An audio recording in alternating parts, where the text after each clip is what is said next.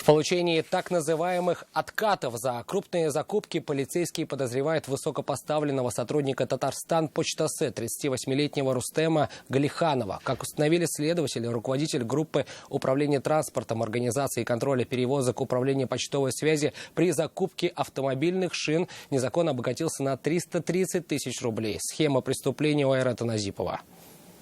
Мы вам предъявляем постановление о производстве обыска. Это оперативные кадры, снятые во время задержания 38-летнего Рустема Галиханова. Высокопоставленного сотрудника Татарстан-Почта подозревает в получении незаконного вознаграждения при закупке шин в 2016 году. Подозреваемый договорился с директором одной из фирм подписать с ним договор поставки за вознаграждение, а именно 10% от суммы контракта.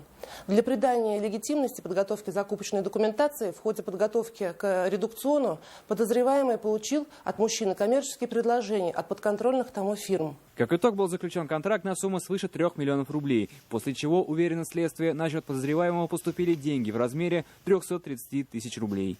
Следственным органом Следственного комитета Российской Федерации по Республике Татарстан в отношении него возбуждено уголовное дело по статье «Получение взятки». Также проводится комплекс необходимых следственных действий и оперативно-розыскных мероприятий, направленных на установление всех обстоятельств произошедшего, а также выявление дополнительных эпизодов преступной деятельности. Кроме этого, было возбуждено уголовное дело по статье «Дача взятки». Сегодня подозреваемому избрали меру пресечения в Приволжском районном суде. За закрытыми дверями мужчину отправили под домашний арест до 8 ноября этого года. Айрат Назипов, Константин Бушуев, вызов 112.